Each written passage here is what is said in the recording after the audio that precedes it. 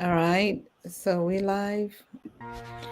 You are watching the Pan African Daily TV with Dr. Susan Tatah. The Africa we want: unity, consciousness, our culture, our spirituality, our history. One Africa for Africans worldwide. Motherlands calling its diaspora home. Join my voice. Join my team. Join my campaign. Campaign 21 hashtag 1 million subscribers on the Pan African Daily TV YouTube. Be a volunteer. Apply now. Be the new Africa. Okay, welcome, Hotep people. We are live on the Pan African Daily TV, like we announced yesterday, with our honorable scholar, activist, teacher, mentor, live with us today, joining us to talk about something that we all have been anticipating for the past 2 years or 3 years, that all of us are getting connected and engaged. So we have seen that to connect is one beautiful thing, and we are achieving that at a rate at which is not really imaginable the way we're doing it. Now we talked about getting to know each other. We have known who our scholars is. If we have to get education, who is the one educating us? What kind of education and patterns do we need? So, but again, we realize that we have to focus on one particular topic or a theme. And the theme that we all thought, or that we're realizing that is more important, is the cultural education.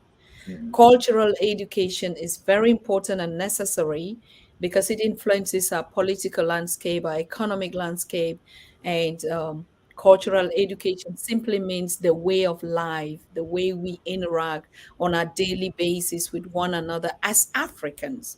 It's absolutely difficult to access without being knowledgeable of who you are, your history, your cultural values. How do you protect and safeguard them?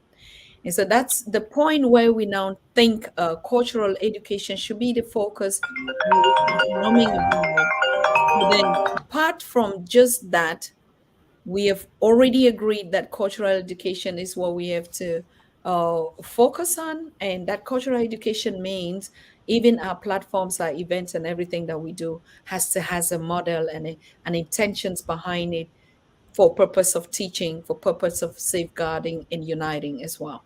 But now we have our teacher and a mentor that is coming to respond to 5 critical questions that we put out together, because Reverend Dr. Ninana says we have everything from what we see. I mean, we're still going to achieve more, but at least we have the basics that we need.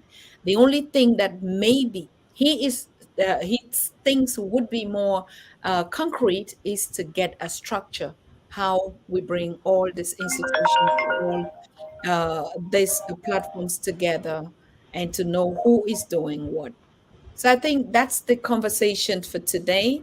The importance of cultural education, we achieved it, but then the structure on which we should operate. So thank you for joining me today.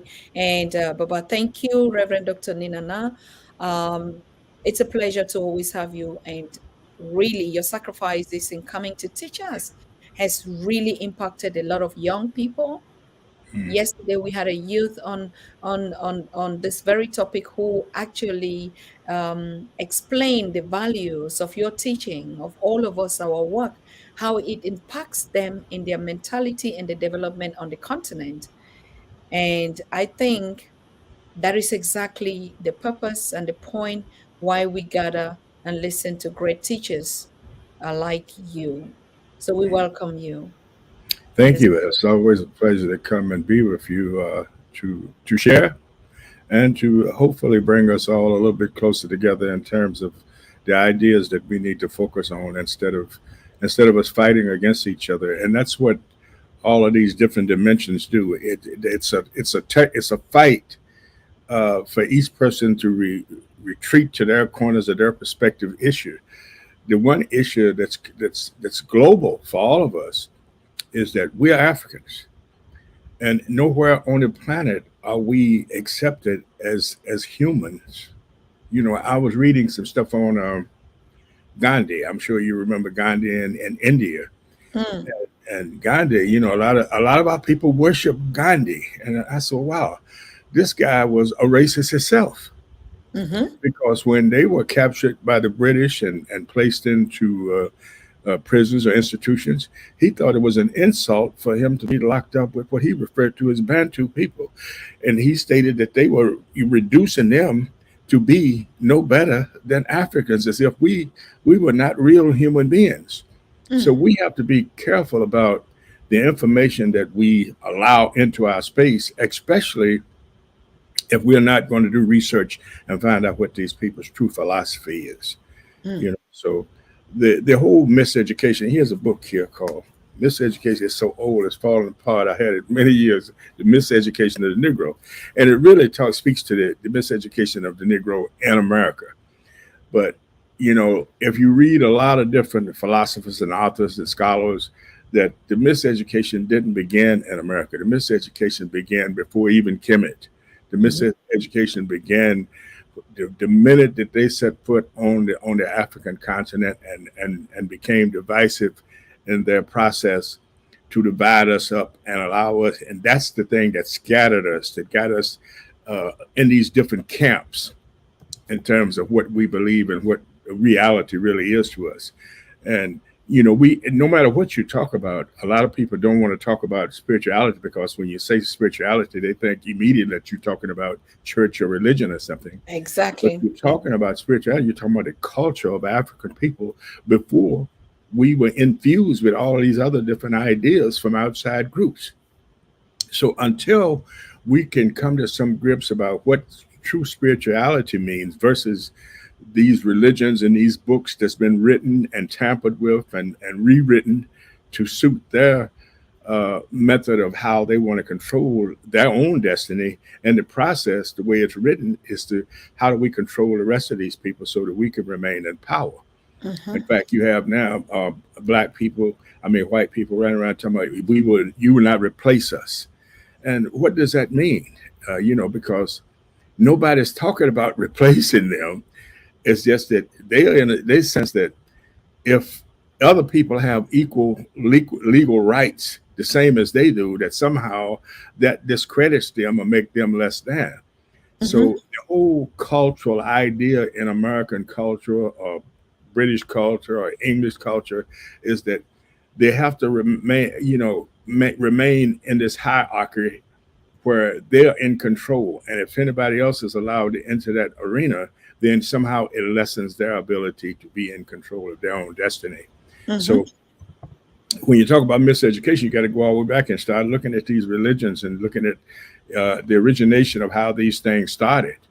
In fact, I was looking at an article on the dinosaurs. Now, you know, it's amazing, you know, for me to when I listen to African people talk, and it doesn't matter where they are, uh, these people claim they found a dinosaur foot that's 150,000 years old. And they could tell whether the dinosaur was squatting or standing up or getting ready to run, but they can't show you any actual proof or scientific validation for all of the stuff that we've been indoctrinated with from the Quran to the Bible all the way through. Mm. And it's not to say that all these things in those books are untrue. What we're saying is that you know, there's a certain reality base to some of the words that are spoken in those groups. Where they were taken from and how they were taken out of context is what we were introduced to. Mm-hmm. And if you look at Christianity, I mean, how these people fought. Arius fought with Constantine on whether Jesus was Lord and whether he really existed, and all these kind of things. So these battles were going on long before we got to this whole indoctrination of American culture. And so what we have to do is say, okay, wait a minute. Somebody is not giving us the truth. We're not getting the facts here. We have to go and do the research, and we have to be able to. The thing about it is, most of us don't have the ability, the economic stability to be able to travel and do all of that research. But we do have to try to make connection with people who do have access. And that's why it's so important that that whole communication thing comes together and say, okay, here's the list. Let's accomplish these three or these three, five things, and then we'll move on to the next one's issue based on the importance. And right now, the most important thing for us as a people is that we have to get on the same page. We have Correct. to realize what is it we fighting for? Are Mm. you asking somebody for justice? Are you asking somebody for equality? Are you asking somebody to accept you? Or are you demanding that you be respected for your space in on this planet? And Mhm. so we have to get to that. Until we can get to that, until we can understand spirituality, talking about miseducation, the miseducation it started so long ago that most people can't even conceive that they're being miseducated. If Mhm. you look at instant America, better than 2/3 of the people in America, African people, consider themselves to be Christians. But if you were to have a conversation with them about the where this originated from, they don't want to talk about it, which means that somehow this whole indoctrination, this miseducation process, have have put them in a space psychologically where they can't see their reality begins where Christianity begins. Mm. So there is nothing before that. And so if there's nothing before that, then what are you saying? You're saying that African people were really cannibals or animals the way these people have tried to project us. Correct. Mhm. And so they don't want to deal with that. And understanding that, if they could have a true understanding of spirituality or the creation, then they would understand that they are the creation. You and I, we are the creation. And we have the ability to create even further, but we have to first come into the knowledge, awareness that we have that capability instead of us running around like chickens in a coop trying to figure out, oh God, where do I belong? Should I act this way or should I act? Can I wear my hair this way? Can I wear my hair this way? Or what's beneficial, what's not beneficial? And just like now, you have the big thing that's going on in the United States is CRT. I'm sure you're familiar with that CRT, what they call critical race theory. Mhm. And what they're doing is they're outlawing. And if people could read, they would see where this idea come from. Critical race theory is not being taught, but they're using it as a vehicle to divide people to get, the so-called, you know, white structure to feel threatened. So if you allow these people to teach this stuff, they're saying that it makes white kids feel bad to teach them about slavery. Now they're voting, you can't teach about slavery in the public school. So what does that mean? That means that what you're trying to say, you're not teaching history, you're teaching your version of what history is. And so, but we, for whatever reason, think that people have a right to that. And they do have a right to their version, but they don't have a right to their version where it excludes us when we are an intricate part of that process. We were brought here, well, some of us were brought here, some of our people were here before slavery, you know. Yes. And so, but most of us were brought here under the slave banner. And so, therefore, we consider that we are considered to be, less than human. We've always been considered that. And somehow we have allowed that indoctrination to do, I don't know what you would call it. There's not a term in the DSM-5. Are you familiar with that, where they have all these lists of mental health and behavior health issues in there? But the reality of it is that we do not have a concrete background for us to move forward. It's like building a house with no foundation. Everything that we know and live under is based on what somebody else say we are. Or if we accept in a position, we accept it because we are the token. There was a judge that was just a black judge that just won a seat up in Michigan, the first black woman that ever been on the Supreme Court in Michigan. And her father was hung. Her grandfather was hung in 1939. And she was so proud of the fact that a person who come from this, have finally made it to the Supreme Court. But when I look at that stuff, I say, yeah, you've made it to the Supreme Court, but has it changed the way that we have to live as Black Americans here in America?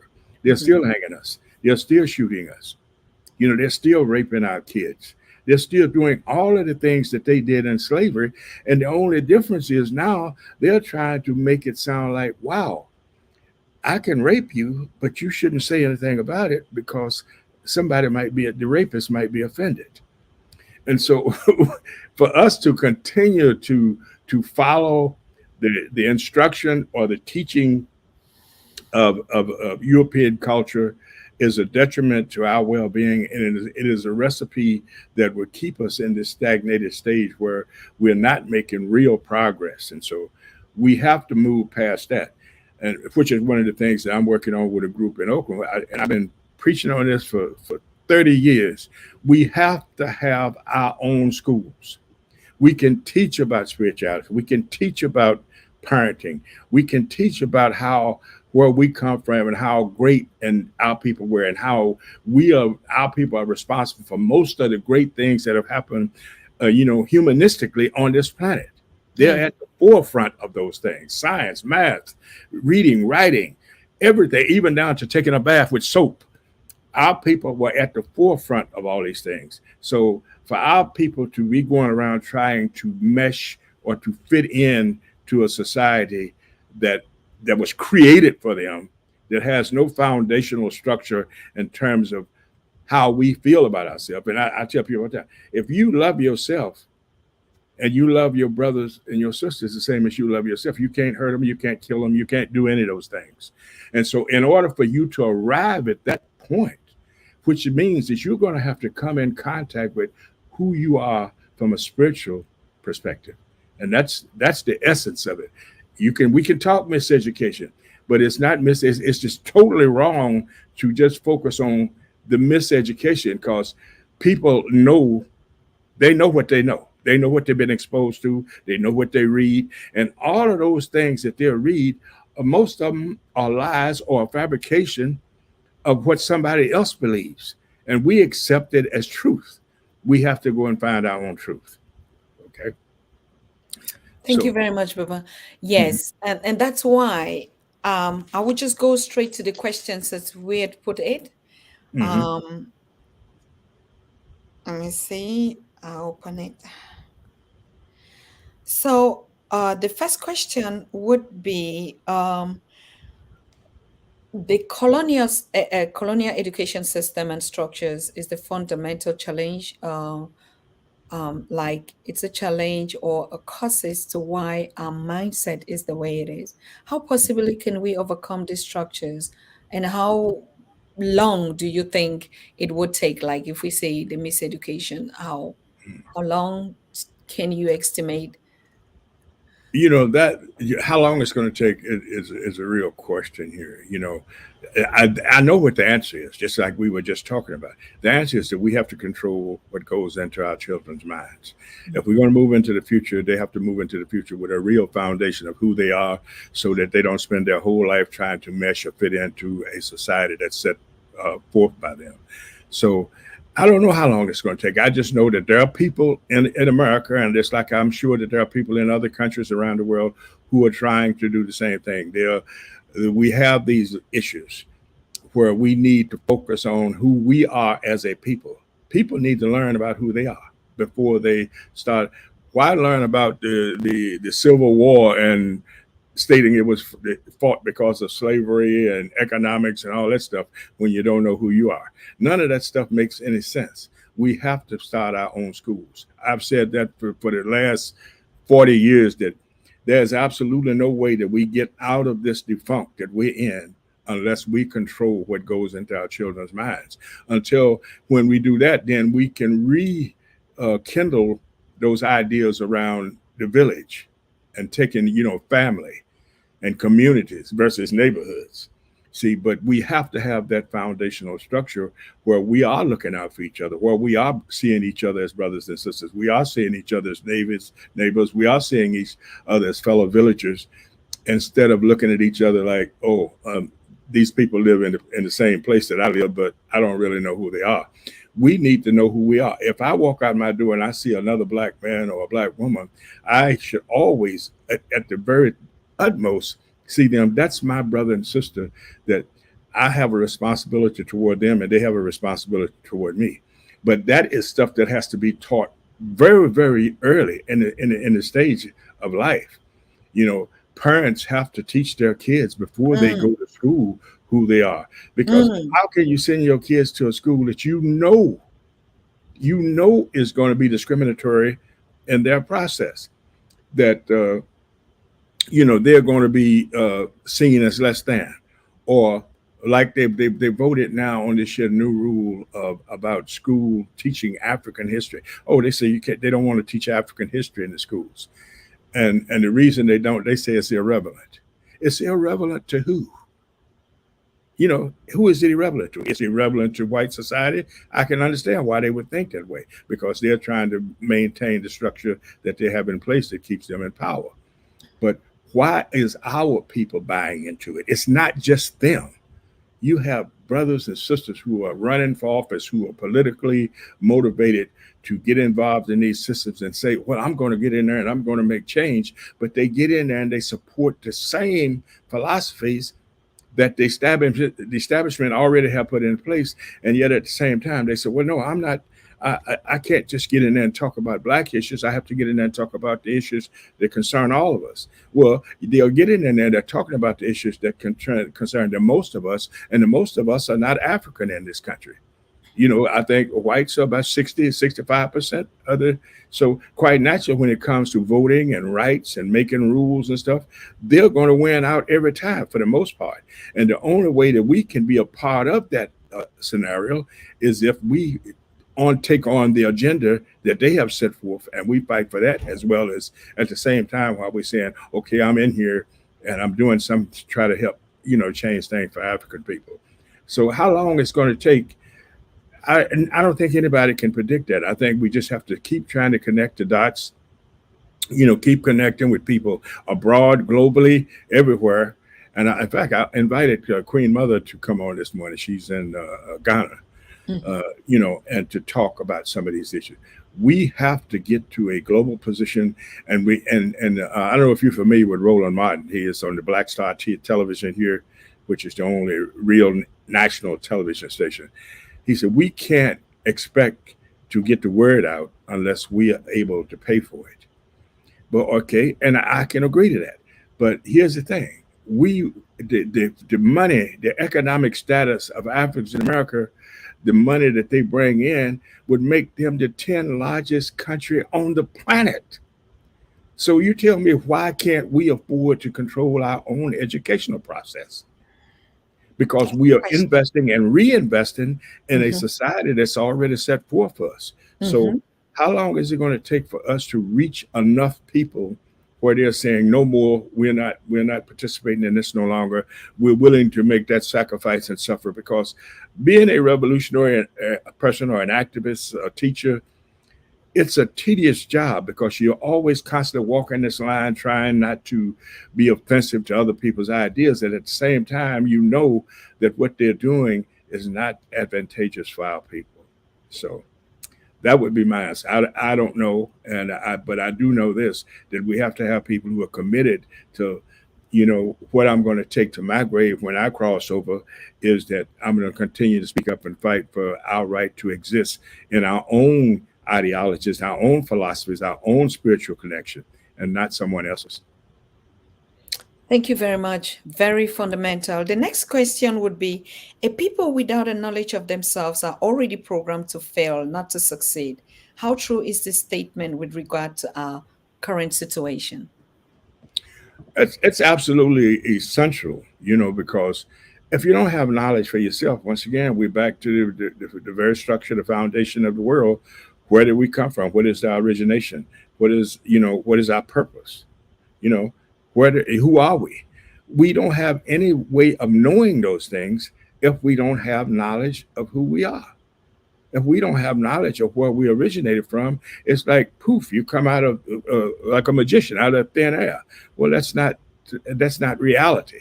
Yeah. But how do we, in order to change that trajectory of how we think, means that we have to start, which is one of the reasons why we're trying to focus on the young people. We know that there are a lot of people my age and younger and older who are aware and who have been fighting this fight for a long time. Now we have to bridge that gap. We have to bring these young people and us together to talk about, okay, let's set an agenda. Let's establish an agenda of what we are going to do, and it should not be predicated off of what the system says is appropriate. It's appropriate if it's an advantage, if it gives us the advantage of being able to cure, tend, take care of ourselves, be economically sound, to educate ourselves, to even go back and what is the term Sankofa? It is not a sin to go back and get something that's been lost. Well, we have been lost in the diaspora for a long time. It's now time for us to go back and retrieve the information and the knowledge. It's there. It's written.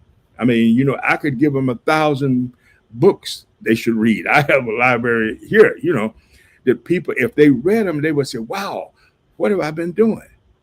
But we don't read because we're so busy. We've gotten caught up into, the psychology here is that things are more important than people. Where I live is more important than my relationship with my brothers and my sisters. What I drive, where my kids go to school at. Well, so what your child goes to Harvard or Yale or Stanford, University of San Francisco. What difference does it make if they come out with a European concept of where they're going to go? Which means that they're going to pass that tradition down to their kids and their grandkids. People can only teach what they know. And then when they find out that you do have the ability to teach something outside of the realm of their process, now they're making rules. No, you can't teach that.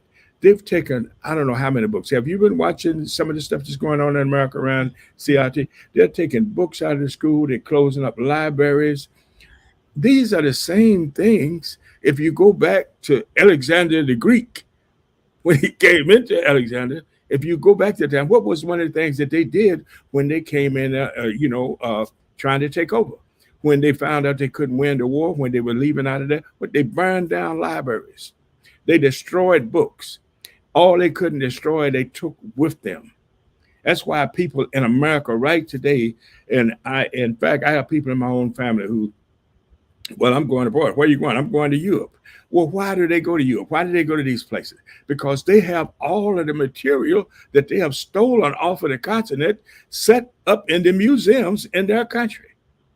So we have to go and pay them to see the history, and even to the point where they won't even allow you to take cameras in and take pictures of certain stuff because they feel like if you just do it by word of mouth, most people are not going to believe you. But a picture is worth 1,000 words. So you can't even take cameras in some of these museums because they don't want you taking this back and showing the world.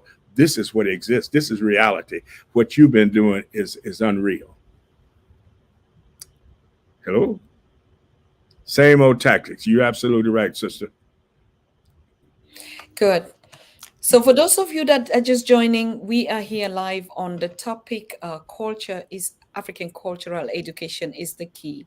And for most of you who just seen Reverend Dr. Ninana for the first time, he is a master scholar, professor, actually with experience in social science, first as a theologian and also as a psychologist. This combination having learned theology and psychology, which is the embodiment of social science. And we know social science is the ability for people to interact and live with one another. In other terms, which is known as the difference between civilization and development. So all these keywords are stuffs that we have to understand. So when Reverend Dr. Ninana is coming from that perspective, as a social scientist with experience and an author that has authored a lot of books, we can begin to understand when he stresses on the need for us to have our own educational system. Why not our own schools? And so when Reverend Dr. Ninana is not only just a teacher, a scholar, but also an activist. I mean, like we know about his biography when he said, I started following Malcolm X as my master teacher. So you know the importance of who teaches you when we talk about the African cultural education is the mannerism, the daily lives, the aspect of things that we do that actually is about us, how we see things and how we understand them and how we relate to them as an African is different from how a European or a Caucasian or a Chinese sees the world, interprets the world, and how he reacts in them. And because of our history, everything has been mixed up that we're struggling to figure out to place it in the right place. So the question of African cultural education is very important and of essence that we say doesn't matter how small pieces we're going to start putting together. We have to start. We have to do it the way we're doing it. So we'll go on to the third question. I was just trying, for those of you that are joining or just watching, who is Reverend Dr. Ninana, is a minister. And you understand when the ministers have that leadership and that position to win souls, to touch the inner circle of humanity. It is different like a business person that is looking to gain, So ministering from the soul searching point is where our able elder, scholar, master, fighters that are saying, before I go to my grave, this is what I want my people to know. This is what I want my children, their generation, their ancestry. This is what I want to leave. And so we appreciate you so much, our scholar, our papa, our teacher here. That's why when we missed you, like on Tuesday, we didn't have you. It was like a ton, and we want to get the most out of it. So we thank you and we bless you so much.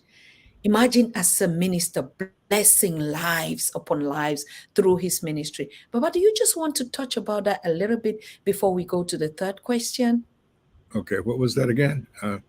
You Uh, know, being a minister, oh, having serve, and being still a minister today, a combination of theology, the one that we know, and also being in the social science space as a psychologist. You've dealt with traumas and you mm, have analyzed a couple of times where these traumas are coming from.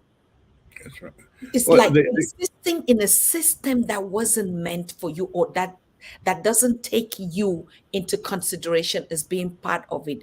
And ex, we imagine or expect that we can just succeed.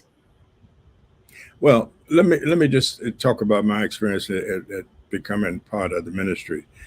When I was in search, I was in search of my spiritual direction, which is why I went into theology, and I began a process of just ingratiating myself and exposing myself to all of the people that I could connect with in that arena.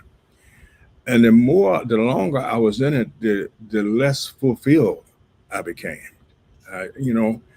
Until I got to a point where I was working with this one bishop out of the Bay Area, and I had told him, that I was really getting kind of disheartened about the whole process of going into church on Sunday morning and preaching to people about, uh, you know, if you just wait and pray, God's going to straighten everything out for you. And yet, when people leave out of those institutions, they go back to the same problems, they go back to the same community, they go back to be continually dominated by the dominating society. So nothing ever really changes for him. And now you got I was checking this out the other day, what they call prosperity ministers, where they tell you the more you put in, the more you get out. And they build these multi-million-dollar atrocities, bringing in all this money, but yet still the community remains the same. And finally, I just got to a point where I was believing that, if I just follow this path, that somehow I was going to be relieved of that stress on my mind of who I was and where I was on my way to. And this guy was a very, very honest person, the bishop there. And I asked him, I said, look, I'm thinking about leaving the ministry. I said, because I don't see the benefit. I don't see where I'm helping anybody, and I don't feel good about what I'm doing. and we were talking about this whole process of getting saved, because in Christianity people believe, well, you got to get saved, you accept this and you're saved and everything is all right. And Yes. he said, Kweku, he said, you save yourself. And I was expecting a lot more from that, Mhm. but I didn't get a lot more. He said, Kweku, you save yourself. And so I started to really study, ancient traditions, history, psychology and science, and the origination of these ideas that brought forth Islam, Judaism, Buddhism, Christianity. Mhm. And I started to sense that, wow, it was intent for me to go that vehicle to get to where I am. So I'm not ungrateful for the opportunity to have done it, because it led me to a space where I feel like this is what I'm supposed to be doing. So now I feel like I don't want to make money off of people. I want to meet people and become brothers and sisters with them and share knowledge with them and hope that they will share with me, or we can sit down and have dialogue about who we are and where we're going. Mhm. And so that out of that process, this is where I arrived at.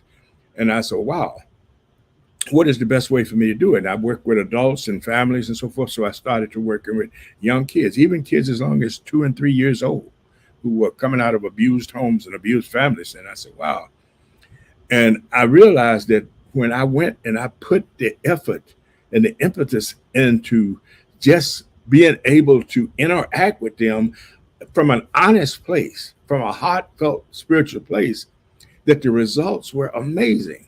So then I started to realize, wow, why are these kids gravitating to me? Because I'm presenting myself to be open and in that corner and there to support them. I'm not there to make money off of them. I'm here to be supportive. And then I started to sense that, okay, wow, this is what spirituality really means. If you have the true spirit of the Creator in your being, that's what will come across to the people that you're going to be interacting with. And so that's what I do now. I just go across and people say, what do you do? I said, just be honest. Be yourself. Yeah. Yeah, I tell people, just be yourself. Yeah. Yeah, it's okay. I tell people, just be yourself. Stop trying to be fake. Stop trying to be somebody you're not. And for everything that we do is a strike against us being ourselves. From the makeup that we wear, from the hairstyles that we wear, from the clothing that we wear, everything that we do in America, for the most part, is trying to fit into somebody else's mode of who they want us to be. Mhm. And the one thing about being African is that no matter what you do or what you put on, how much makeup you put on, how much skin lighting cream, you still are going to be African to those people who want to maintain their power source. Mhm. So I tell people, be honest, be straight up. If you can't help somebody, you tell them you can't help them. If you can, then you do your utmost to put forth that effort to do it. And not only people, and if children can sense that, you want to tell me why adults can't? Adults can, but they've lived their life in such a fake, characterized place to where they don't know. I forget who I heard talking about that. The real from the unreal. When they get up in the morning, they don't know what's real. To them, paying the rent's real. Where am I going to live is real. What kind of car am I going to drive? Where are my kids going to go to college? All of those things are real. But when you say, well, what about your kids? What about legacy? I want my grandkids to have just some of the knowledge that I've had access to, so that they can make right decisions about where they're going to be moving forward. Absolutely. You know, and so if I want that for my grandkids, I want that for everybody's grandkids. I want that for everybody's kids. But that won't happen unless we open up our own schools and start teaching. We have to make them private schools, because they have these rules and regulations around all this other stuff, because they'll say, well, you can't teach this if you're getting state funds. Just like if we can't access media unless we can pay for it. We can't put our stuff out there unless we're able to pay for it. If we want our kids to learn the appropriate stuff, then what we have to do, we have to be able to teach it, and we have to be able to teach it without it being questioned, without somebody coming in and telling us you can't do that. Because if we're willing to give up that right to educate your own kids, It's just like the state, the county, the feds, and everybody, they are in control of your life. They'll come in your house and tell you what's appropriate for your kids. Well, nobody should know what's appropriate for your kids more than you do if Mm-hmm. you're connected. And if you're connected, then you will have to be connected spiritually. What mother or father, I've even met people who was at the lowest point in their life, but you ask them, say, what about your kids? I want my kids to have better than I had. Well, Mm-hmm. misuse, the space that in order for that to happen, you have to be there to set the tone. You have to be the model. You can't expect it to happen. They're not going to learn in school. They're not Mm-hmm. going to learn it from other kids in Mm-hmm. the street. They're going to learn the basis from you. Your kids can go into these institutions where they have all these people teaching all this your misinformation, and they can function in there if their home is squared away. If we have the homes that are committed to making sure that their kids are on the right path and that they're leaving a legacy for their kids to take forward into the future, they can go in there and they can disseminate between the lies and the misconceptions if you're teaching them at home, because they're not going to teach African culture. They're not going to teach African history. So where else do they get it? They have to get it from home. But now we are in a space where we absolutely need to become global in our approach around education and taking control of that. America can start its process by starting your private schools. And don't talk about, how difficult it is. What you have to talk about is what is the cost if I don't do it? If you don't do it, you're talking about 3, 4, 5 generations down the road who will be even more indoctrinated, who will be even more lost and they'll be even more further away from the reality of who they are. We have to get people to understand their own personal importance, not importance that makes you better than somebody else, but importance that make you equal to your brothers and sisters, so that you can be there to support them and they can be there to support you. Baba, it's so touching, and I don't know how much we can ever um pay or owe you. I believe this generation that we are supporting and that we're putting all that we're sitting every day to give the little bit of drops that we can do is already in the right direction. Now, I just want to get to the point of um, um, where you said we have to get our own educations. Does the system allow us, because if the idea is that we don't teach our history in their schools or in the public schools, that's fine. But are we allowed to own our own schools to say this is African schools? Mm.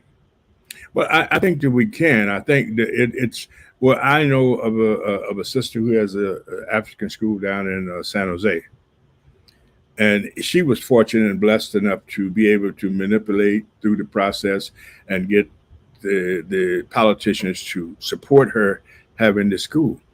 Mhm. But every system, if you're dealing with politics, you're going to always have to deal with who are the people who are going to be against it. And if you get enough people against something, and the political powers that be say, well, wow, I don't want my kids learning that, Mhm. then that's why it has to be private. Because if it's private, they can't come in and tell you what you can and cannot teach. Mhm. They may try on the other end of the spectrum, try to isolate people who may come out of the school. So, okay, uh, uh, what about accreditation? Like if you wanted to transfer to another college or whatever, it was no, you didn't have the right subject. You were in this private African school, and it's not. And that's why economically, we have 40 million African people in America. Mhm. If 40 million people sent in $1, that's $40 million. We have, if we pool our resources, our economics in America, we'd be the 10th largest country in the world. Now, are you going to tell me with those kind of resources that we can't somehow muster, the ability to create our own schools so that our kids will have an equal shot at being successful, an equal shot at understanding who they are, and an equal shot at knowing where they come from? We have to fight for that. I understand, although I didn't necessarily believe in Elijah Muhammad, I was a person who learned a lot from the Malcolm X era. Mhm. And although Elijah Muhammad said we just want some land so we can create our own country. Mhm. Well, you know that these people are not going to do that, because Mhm. everything that has ever been successful in America by African people, they have found a way to come in and destroy it. You take like Tulsa, when they had an all black city down there. When they're in St. Louis, they did the same thing. In Rosewood, all of it, those are just a few that you hear about. There's hundreds of them that have been destroyed because they dared to exercise their independence from the process that was in place. So, in one sense, at one time I was thinking, well, maybe we do need our own land, you know.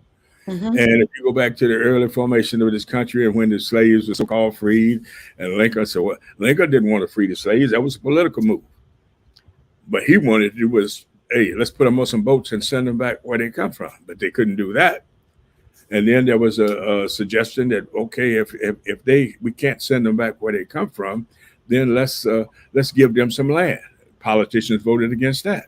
So it's one thing that they love the position that they're in, because the position that they're in from a political standpoint gives them the ability to control where we come or whether we stay or go. And so, but economically, we can start to establish and change the minds of the young people so that they can say, wait a minute, I am not going to succumb to that. Either I'm going to be accepted as who I am equally. I'm going to be able to study and realize my own dreams and create my own reality. I'm going to be a non-participant. But as long as we continue to participate, and there are a lot of people who will disagree with me on this, and this whole political farce, and that's what I call it, because it goes 2 steps forward and 3 steps back. They just changed the law on voting rights. They keep changing laws on voting rights. Now, I don't know if you've been keeping up with it, but Jackson, Mississippi, which is the largest population, blacks pretty much control everything. They don't control everything, but they're the largest population in Jackson, Mississippi. Guess what? All of the people that vote on what goes down and how much money gets allocated for programs and processes to keep that city running is controlled by white people. All of it. So it doesn't matter if we have the numbers a lot of time. What they do is they change the rules so that the numbers don't matter. It's what we want and our ability to maintain control over this. You will not replace us. We founded America. They forget the fact that they wiped out so-called Native Americans. They brought slaves here and built the strongest economy in the world on the backs of free labor. They forget, but yet and still, it shows you the psychological dysfunction that's happening in their own people, because there are people come on TV every day and promote this stuff that this is our country. We built this country. You built nothing. Everything that you got, you stole. But here's what the problem is when our people become a part of that process under the guise of, if I get on the inside, I'll be able to alter what's going on. I'll be able to change that process. I'll be able to go in there and fend for our people. But when the reality is, once they get in there, somebody calls them in the office and say, look, you either vote for this or you out. That's money in politics is a big thing. If you want to run for office, I don't care whether it's local or something, you've got to raise big money. You got to have big money. So who can afford to give you the kind of money that will put you in the governor's mansion or to put you in the city council? Who can afford to do that? The people who are already in control. You can't do that just from getting $1 from black people.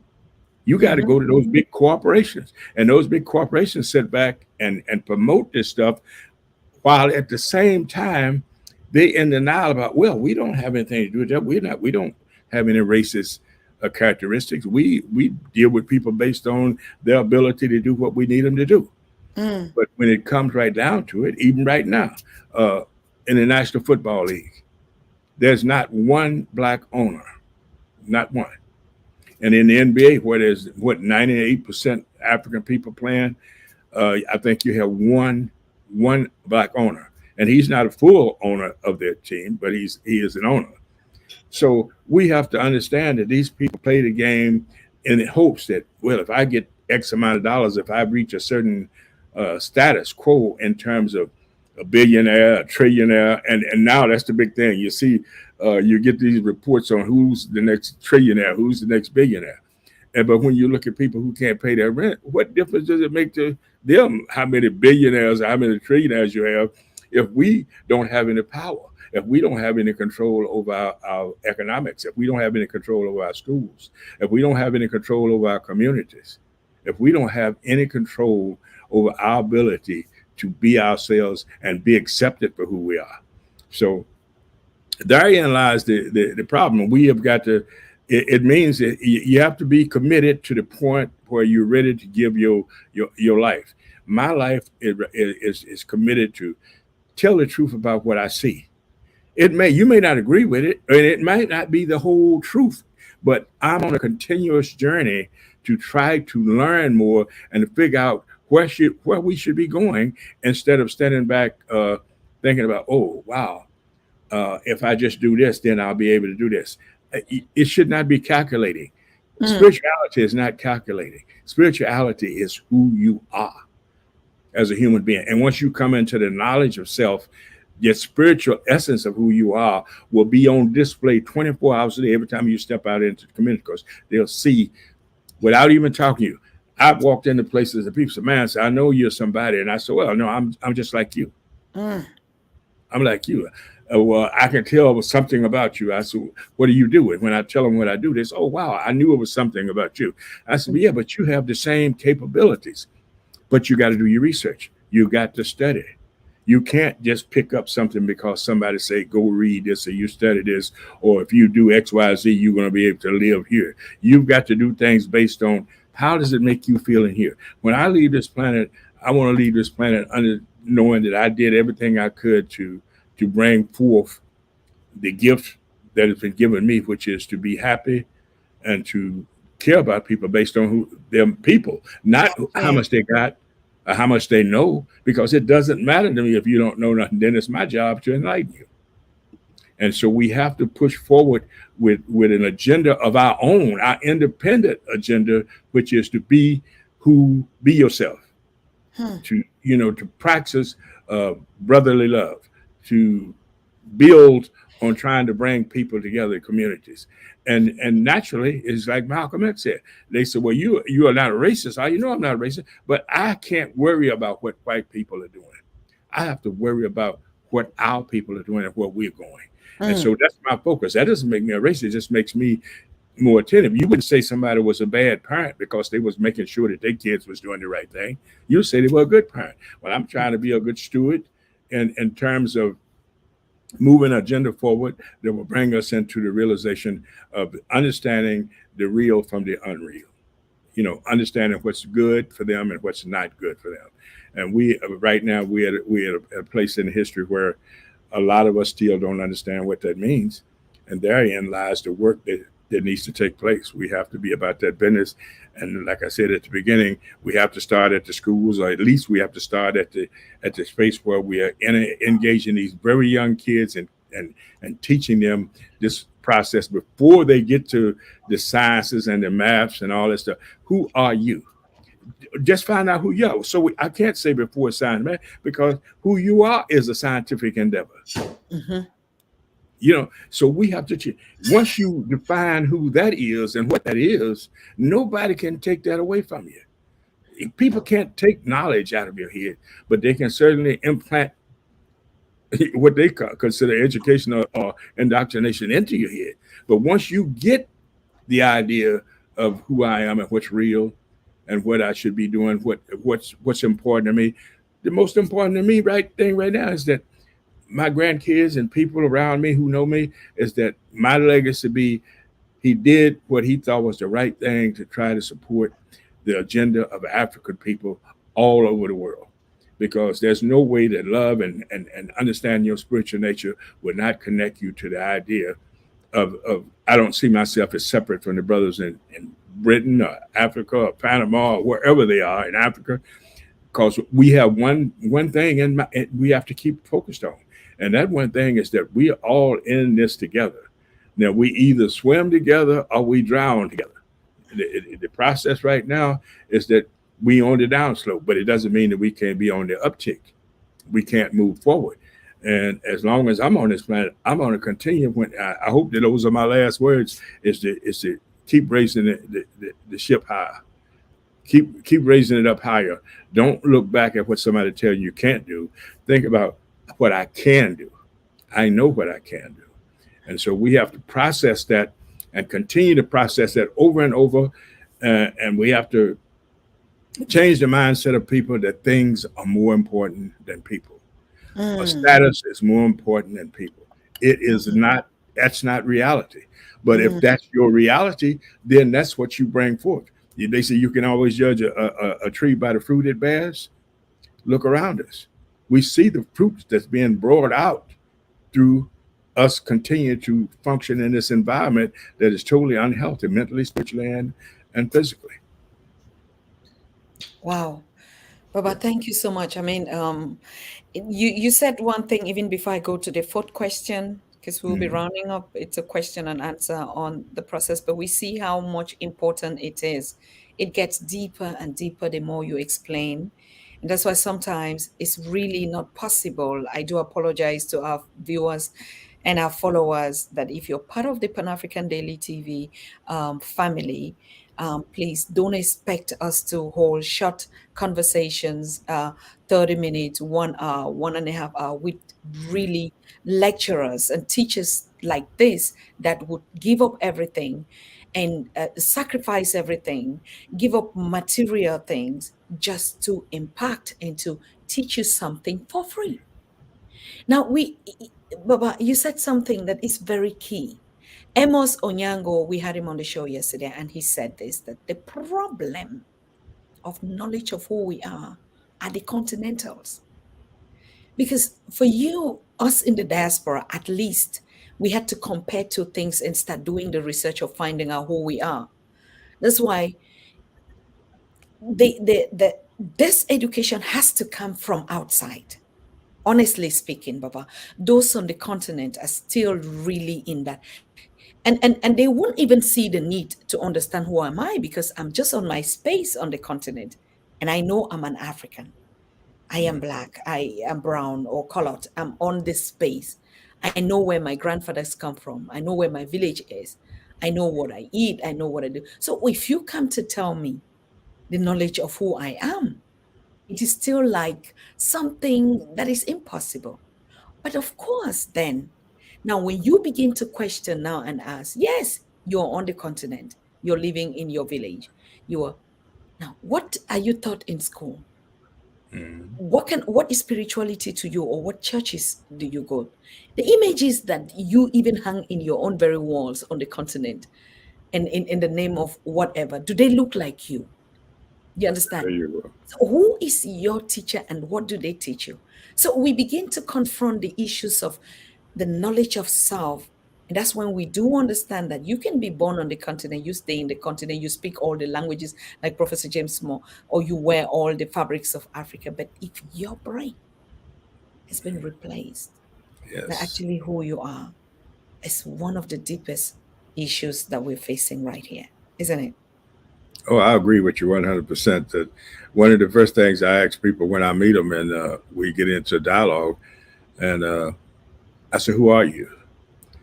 And they start saying, "Well, I studied this." I said, "No, I'm asking you, who are you? Yes. What do you stand? What is your foundation? What do you hope to bring forth to share with the world that's going to make the world a better place?" And usually most people can't answer that because they're so caught up in all of the superficial stuff that's going on around them, and it makes it difficult for them to understand, once again, the real from the unreal. That becomes their reality. My reality is that we are only going to be on this planet for a certain amount of time. Yes. And I think we have a responsibility while we're on this planet. As my grandfather always said to us, is you have a responsibility to make the world better than what you found it. Yes. So I take that to mean that, hey, I need to spread love. Every time I meet somebody, no matter what their condition, I have to say to them, that's my brother and that's my sister. And they are in that condition because they may have been lost, or they may have been misinformed or miseducated. So I can't condemn them as somebody who has, like in this society, it's easy for you to be condemned as being something less than or derelict. Although, you know, the reasons why you're in the position, as the positions, the things that have been set in place from a political standpoint. And when people get in there, they say, well, wow, that person is lazy. They don't want to do anything.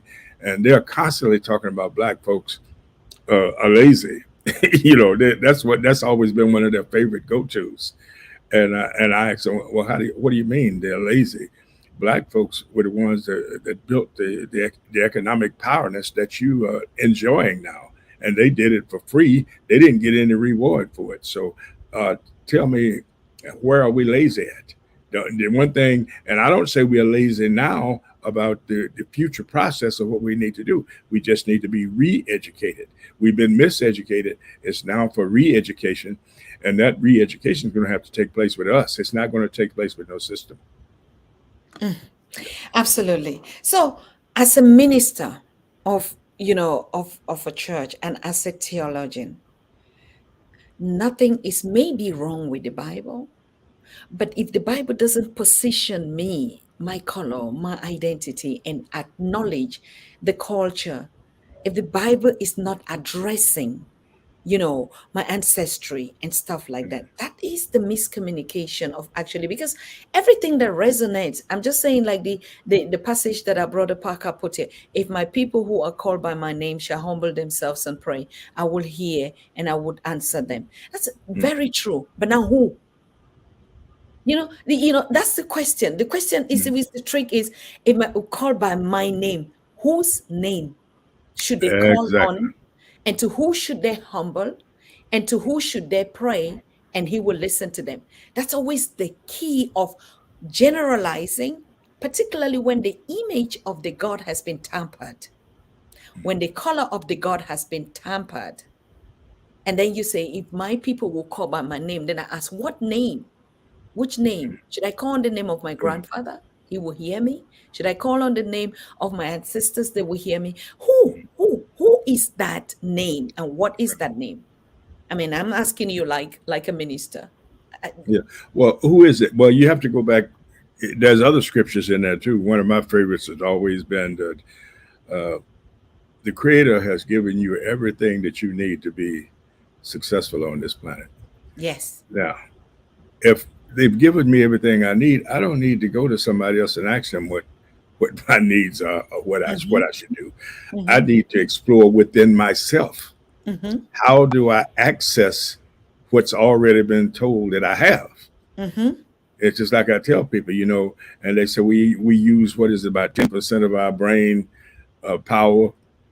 And if you use 11 or 12% in this society, you're considered to be a genius and you win the Nobel Peace Prize or something. All right. So where does that come from? That comes from within.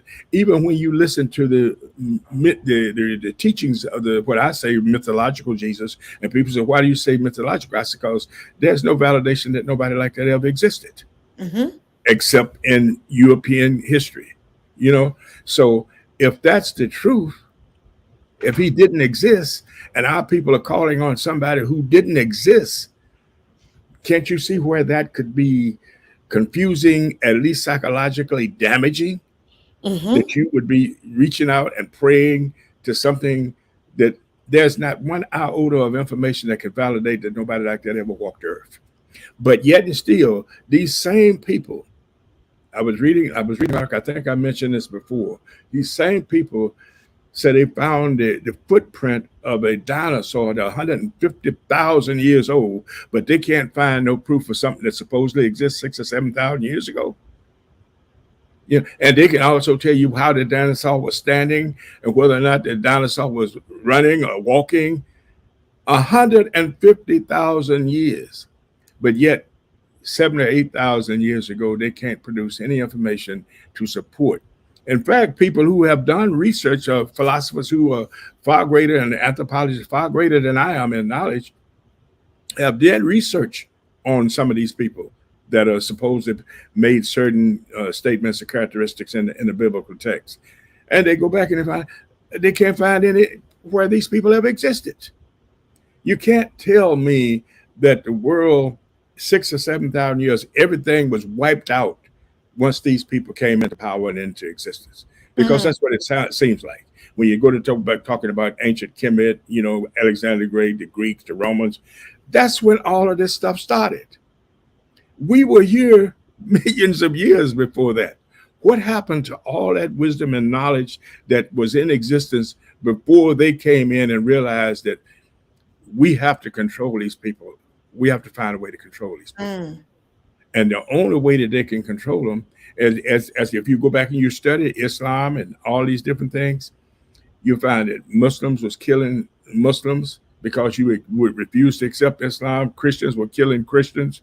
There was wars, the Christian crusades, where if you didn't believe or you didn't accept their indoctrination of who the God was, then they killed you. So although you're going to find certain scriptural things biblically that sound real, and they are real because they speak truth, because they couldn't transform all of this stuff from original writings without some truth slipping through there. What they did was they slipped in all these mythological characters that said that they did it, but they always portrayed these mythological characters as what? European, white. So that, and when I look at that, I say, okay, there's some truth here, but I question whether this guy was the one who spoke those truths into existence. They got that from somewhere. They got that from ancient writings on rock, stones, whatever process that we had of keeping records in Africa, because that's where they learned everything from. It didn't just all of a sudden one day Greek upsprung and all of a sudden they had all the knowledge. They learned everything that they learned from our people. The first doctor, what did they got this year? Hippocrates, who's supposed to be the doctor of medicine. Well, this, if you study history, if you look at destruction of Black civilization, you'll find that this guy studied under Imhotep. And then they get back even further, and I think they claimed that they had a couple of people who did brain surgeries and this stuff here. You look in history, you find out that somebody in our culture did brain surgery 10,000 years ago. But they don't bring these people forward. Why shouldn't Imhotep be the father of medicine instead of this Greek, since the Greek studied under him? You understand what I'm saying? So it's hard for people to get in there and dissect all this stuff. They might have the time or the energy to invest, but from where I stand, but you have to take the time. You have to create the energy and the space for you to find out the truth. Otherwise, your whole life you're living a lie, or you're living something that you don't know whether it's real or it's unreal. Back to where we started, the real from the unreal. So once you get into that process of trying to understand that the Bible is not God's word. These are words of men. And these words of men have been translated down through history, down through hundreds of, maybe even hundreds of thousands of years. And then and it's just like now, every time you turn around there, they're with the dictionary, they're bringing in new words into the dictionary. Well, if you look at history, you'll find out that these people wrote stuff, then 10 years later, they rewrite it again. How many times are you familiar with the Nicene Council? There were 340 some of them that Constantine them ordered them to go in and put together this biblical text so that all people have to live by it. And they had battles in there among them about what should go in and what shouldn't go in. Well, if it's all truth, then why shouldn't all of it go in there? But they couldn't figure out everything. So they come up on the information and they say, wow, I don't know what that means. I'm not sure what that means. Let's discard that. And then they come up with what they call the lost books of the Bible. You ever heard people speak about the lost books of the Bible where they didn't make it in? Well, why didn't they make it in? If it's truth, if it's a part of what the teachings of the original creation, then it should be in there. So we are in a state of confusion around what's real and what isn't real, what's truth and what isn't truth, who said what, why did they say it. One of the things I always like to do is whenever I read something, I like to go back and do research and say, okay, what was the time period when that was said? Who said it? Why did they say that at that particular time? And so when you start doing that historical chronological research, then you start understanding it a little bit better that, wait a minute, maybe this is not the person that they say in the Bible, like a lot of people say about Moses and these people. A lot of people say, a lot of theologians and philosophers, then they won't tell you it up in the pulpit, but they'll tell you, I don't believe those people existed. So who wrote those things in that it said that they existed? So then you get into this whole thing where, okay, somebody is trying to mislead somebody, or somebody is trying to control the thinking. And if you think of it in the same context as critical race theory is in America right now, you'll see they're trying to control people. They're trying to confuse people. And if confusion is just as good as giving people real stuff, because you got a lot of white people who may say, well, I'm not racist, I don't believe in that stuff.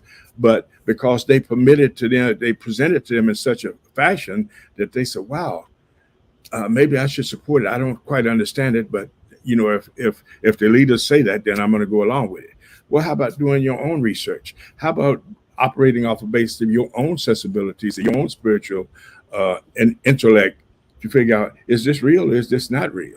Is this right or is this wrong? Because we all have the ability to define what is right and what's wrong. You know, if I do something to abuse or mistreat or disrespect you, I would know it before it even came out of my mouth.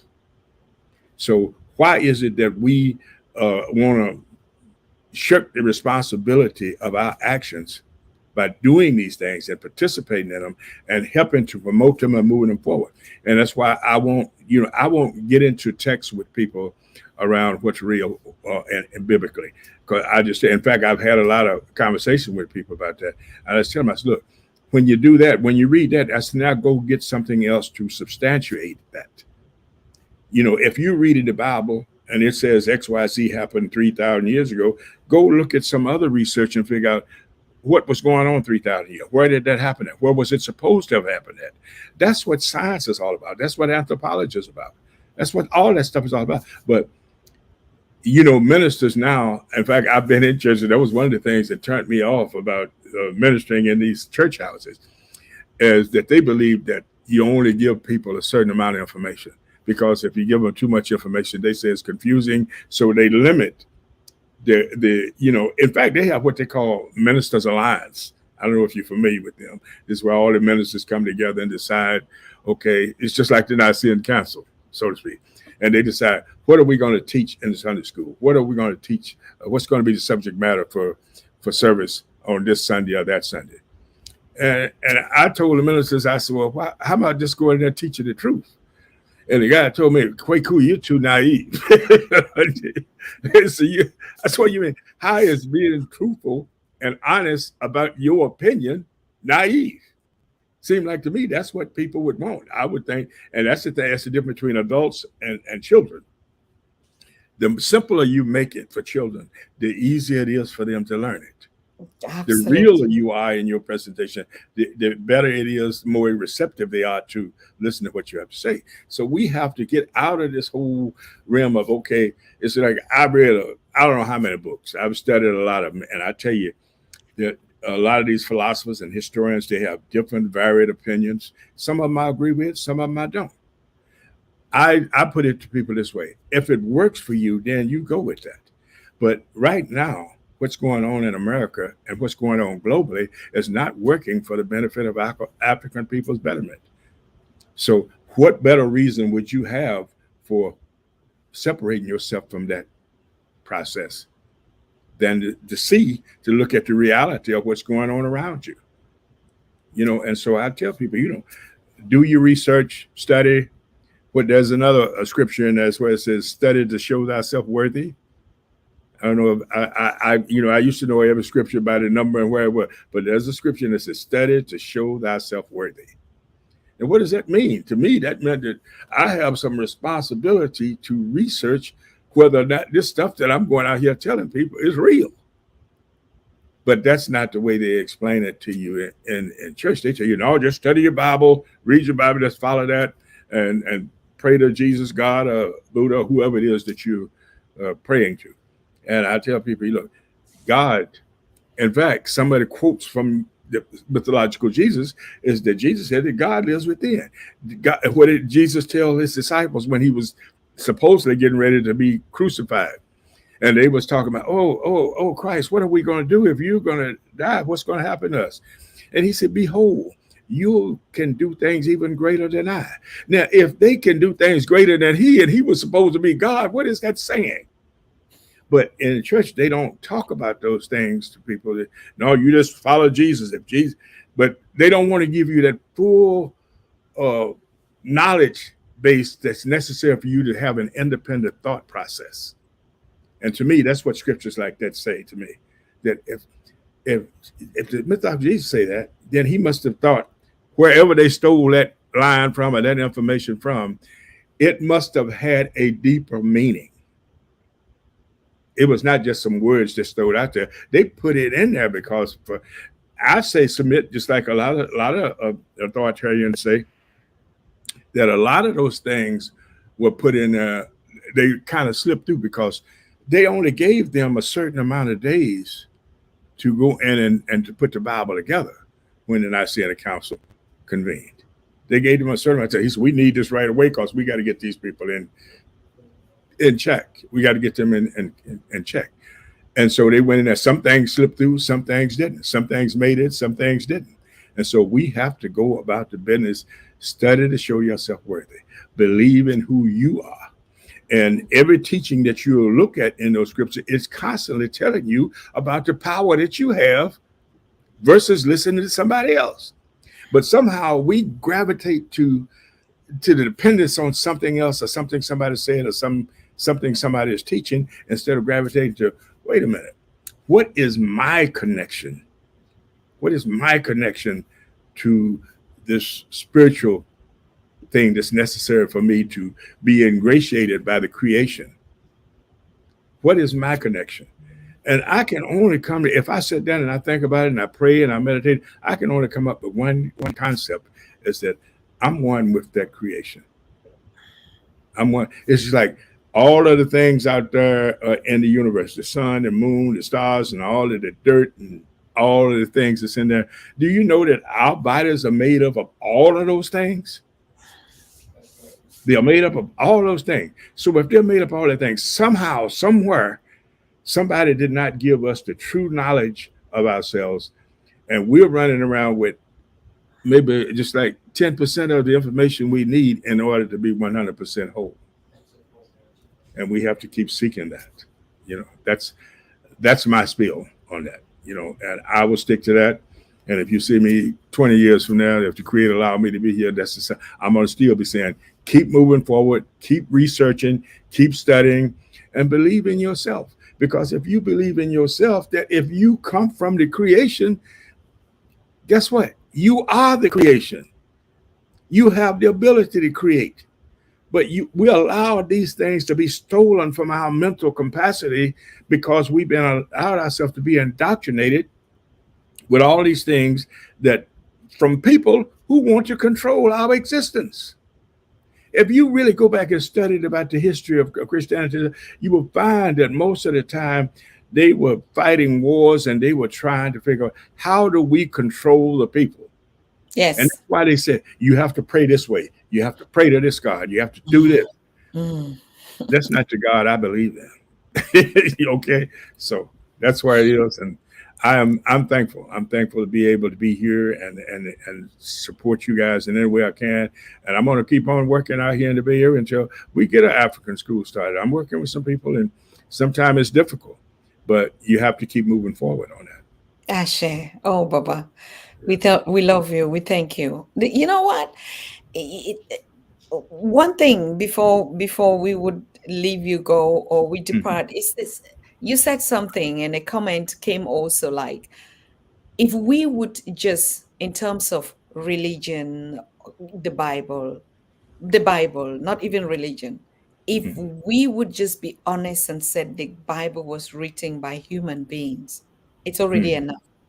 It's already enough now for me to understand that human being is an author like Reverend Dr. Ninana that has written books. And so if you write a book, it means that book has a subject matter that you are redirecting to a target, or you are bringing knowledge or an experience from something. And so the basic, if we just understand that the Bible is written by human beings is already okay. To understand that King James Version means the author was King James.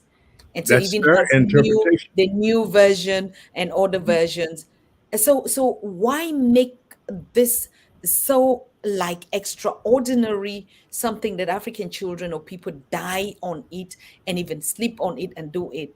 Because they believe in the power and the knowledge that is coming from there. Fine. But if that knowledge and power is to teach me what I already know and what I'm given by the creator by itself, and then you want me to interpret it in another way and see it in another context and see even the caricature, the cultures or the structure or the people in another way. Number one, if you want to teach me, particularly give me a book and you teach me by that book, and you who give me that book, I don't see the examples that you're practicing by that book. Mm. And if you want to teach me love, then I begin to ask, how possible is it?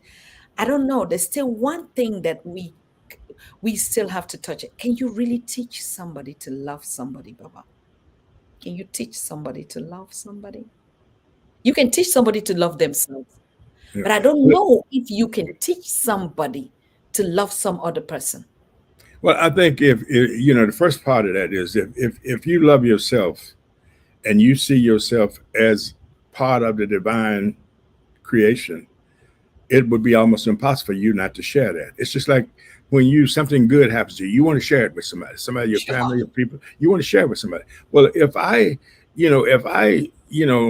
love myself, it would be almost impossible for me to exude something else out to the community because then I'd be fake. I wouldn't be real. And I doubt if I would have that experience of having the joy of loving myself. I can look and say, I love myself. I love myself. Why? I love myself because I know that I'm going to get up every day and try to perfect or to learn or to create more stuff that's going to enlighten and help and uplift other people. And if I do that the right way, then it doesn't matter about what my rewards are. See, we're taught in this culture, hey, you got to make some money. And I know when I was in the church and people would take up their money and bring it up there and give it to us. And I said, wow. And I would tell the pastor, I said, look, I don't think it's right that you be taking money from people who can't pay their electric bill. You know what I'm saying? I said, oh, Kweku, you gotta get out of that mindset. These people are paying for their blessing. Well, I don't think people ought to have to pay for their blessings. You pay for your blessings through obeying the laws of the creation. And the laws of the creation said we're supposed to love each other. We're supposed to treat each other as if they were your brother and your sister. And so if I've got to pay for that right, then somehow that kind of takes something away from me as a human, a spiritual being. And the one thing that we have been indoctrinated with when you talk about education more than anything else, we've been indoctrinated to believe that things are what make us important. Places are what make us important. It doesn't matter whether you're in the desert or you're in the jungle or where you are. You're important is based on your humanity toward all of God's humanities. Absolute. But that's not what's taught. Because that's not what's taught. Because most people will have a hard time grasping that, or they don't want to go home and research. When I used to preach in certain churches, I tell them, I said, look, don't believe what I say. Go home and do your research. That's what you're supposed to do. I'm up here trying to share some stuff that I may have the ability to share with you.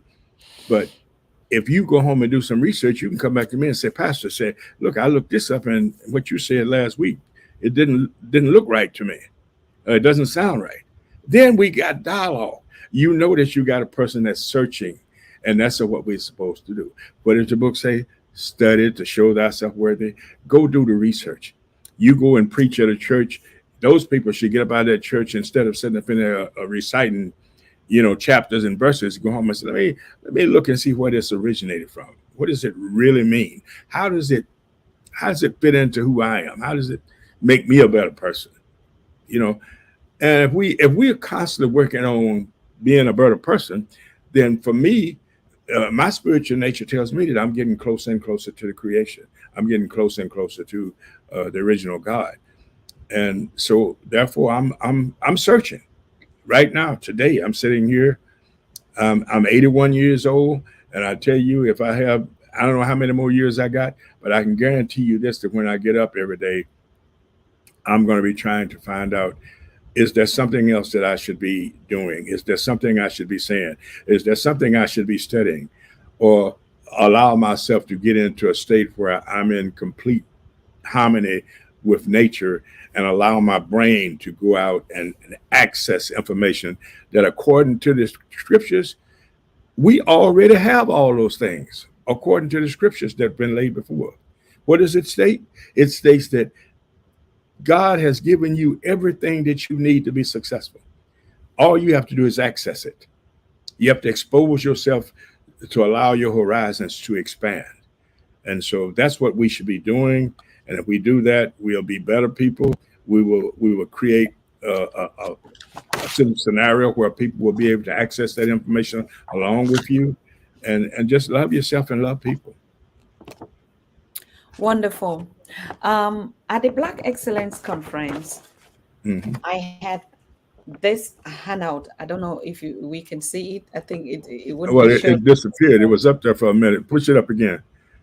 Oh yeah, the 42 laws of my, yeah, I have that. Yes. Okay. You And that's another thing. You get people to study those. I've given those to people when I go and speak.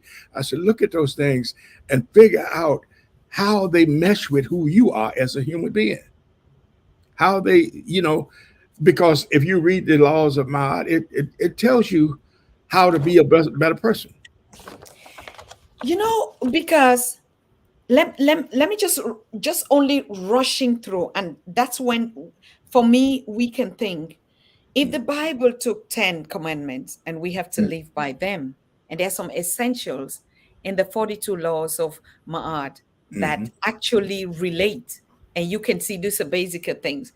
If Let me just go through the 42 really quick. I will not do wrong. I will not steal. I will not act with violence. You understand? I mean, I like the laws because it's so simple to some basic things that you don't need to Listen put it in such a way that I need to be interpreted. and listen to what it's I saying. You're Yes, speaking those things into existence. yes. I will not. I will not. Not thou shall not. You don't even know Right there, thou, you go. what is thou, and Well, stuff like well, that. and let me just say Yeah. this before you finish that.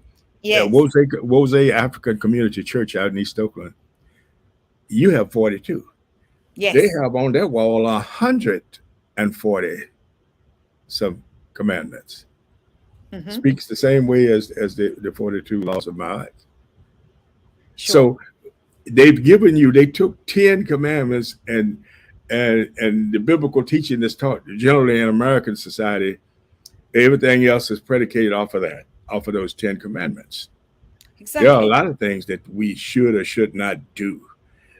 But you have to speak them into existence. I think when you say, I will not steal, I will not commit adultery, I will not bear false witness against my neighbor, I will not thou shalt not, I will not. Because when you say thou shalt not, what are you, you're almost putting yourself in an abstract situation. But when I say I will not, I'm speaking directly from me to the spiritual existence and the creation. I'm making, it's almost like I'm making a commitment that I will not participate in those kind of activities. Okay. Yeah, So yeah. the laws go number one, I will not do wrong. I will not steal. I will not act with violence. I will not kill. I will not be unjust. I will not cause pain. I will not waste food. It's a sin. I will not waste food. I will not lie. I will not desecrate holy places. I will not speak evil. I will not abuse my sexuality. I will not cause the shredding of tears. I will not sow seeds of regret. I will not be an aggressor. I will not act guileful. Yeah. I will not lay waste the plot land.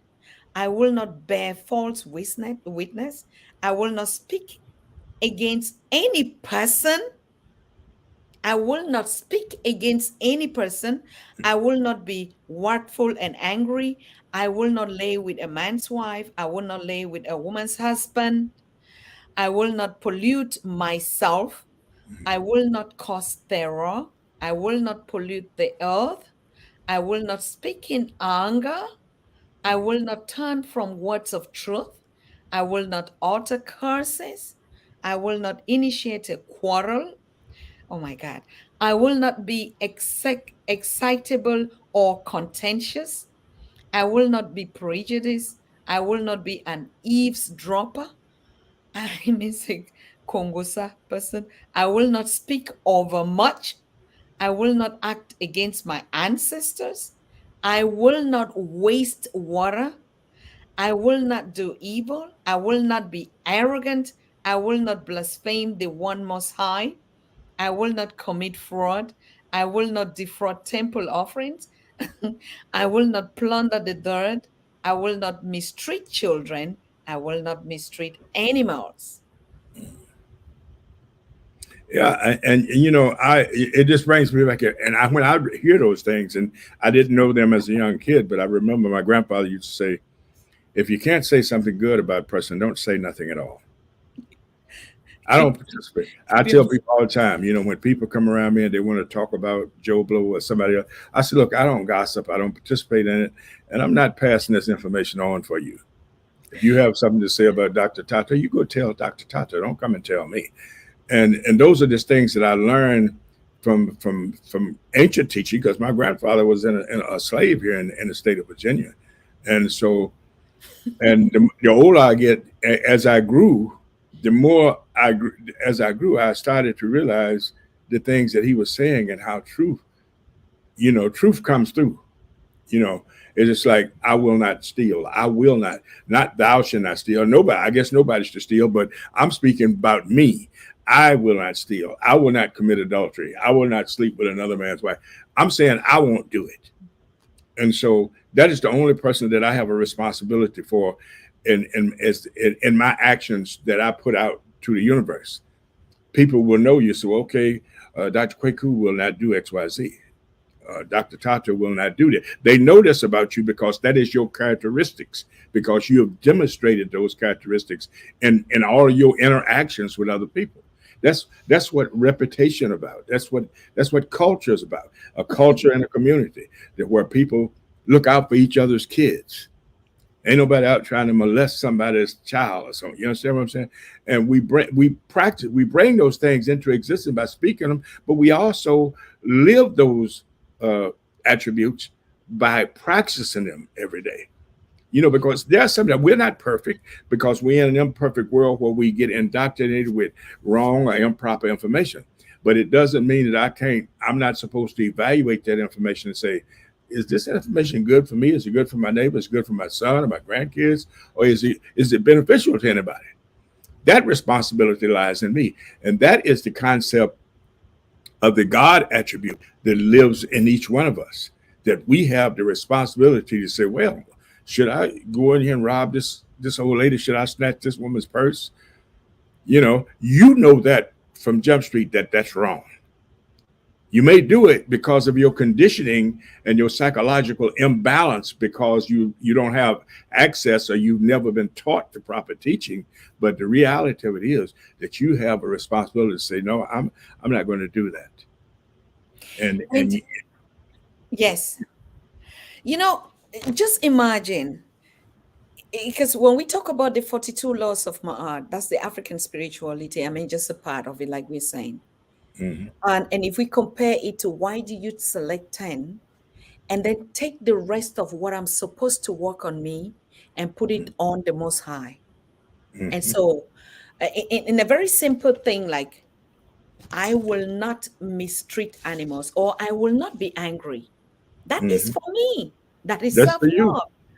But if you tell me, oh, put your anger and blame it on the Most High that created you like that, like one other person, like every little thing, it means we have taken away the responsibility of ourselves and put it on God. That's why we keep committing, and it is even possible to do it all the time and go back and blame Jesus or blame the Most High for Or blame some for something punishing outside of you. yourself. And once Yes, for again, punishing you, or for being dumb, or for you mm, for being this, and then just obey it and don't. But if I recite the laws of my art, which is my spirituality, that tells me don't be angry, don't waste food. How many times you even telling me don't waste food? Because like on the continent, we say we are hungry or we feed. You can never see people to throw food in the African spirituality is a sin. Throw food, to waste food is a sin. But if you tell me, and I look at in your community, so-called developed communities, how much food we waste when others are dying of hunger, even in these places, then I begin to question actually the main aim and the objectives of that. We're talking on teaching our African cultural education means teaching our African way of life, how we perceive nature, how we, and that's why sometimes they even say we don't have drinking water. mm, And when you look in the villages where we grow and you see water, and we begin to, do you really mean we don't have drinking water? Or you mean that probably the water is not processed in a way that we can drink and get healthy? Those are mm, two different communications. mm, When you just say, oh, they don't have drinking water, and the people that you expect to support just know, particularly if my target, I want to get money from organizations, oh, we have to provide drinking water. And it absolutely goes like it is a desert, there's no water, no water hole, no water even.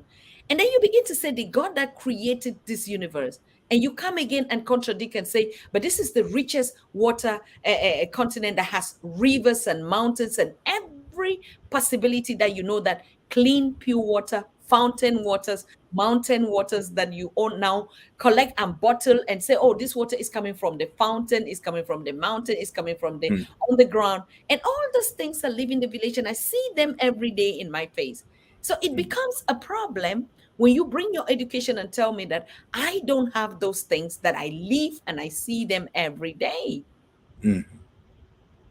Yeah, well, the thing about there's absolutely no excuse for people being hungry on this planet. The problem where it's created at is an economic international problem, and the reason being it's just like I know they have several chains here, and I know I was working this place, and they would throw away truckloads of food. And I said, well, all these homeless people out here, why don't you give it to them? And they said, we're not a company policy. We can't give it to homeless people. Company policy. I said, well, you're throwing it away. People are hungry.